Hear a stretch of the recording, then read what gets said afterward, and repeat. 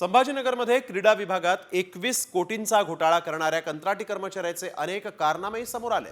या पैशातून एका आरोपीने आपल्या गर्लफ्रेंडला 4 BHK फ्लॅट गिफ्ट केल्याचं तपासात समोर आलं।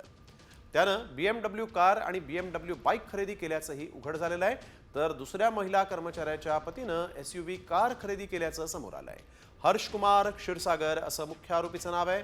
तो सध्या फरार आहे। तर यशोदा शेट्टी आणि BK जीवन नावाच्या कर्मचाऱ्यांना पोलिसांनी अटक केली।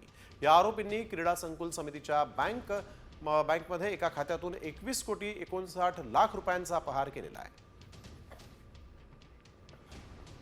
BNS कलम 316(2), 316(5), 318(4), 336(2), 336(3), 338, 340(2), 61(2) आणि 3(5) प्रमाणे हा गुन्हा दाखल झालेला आहे।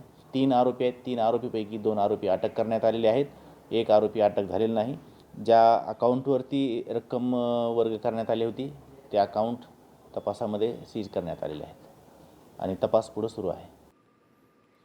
तर हा नेमका घोटाळा काय आहे पाहूयात ग्राफिक्सच्या माध्यमातून। घोटाळा करण्यासाठी उपसंचालकांचं नाव आणि सहीचा वापर करण्यात आला। बँकेला बनावट मजकुराचं पत्र पाठवून खात्याला मोबाईल नंबर जोडला गेला।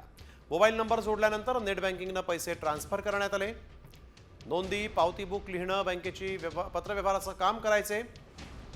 2023 पासून खात्यात 59 कोटी 7 लाख 82 हजारांचा निधी आला।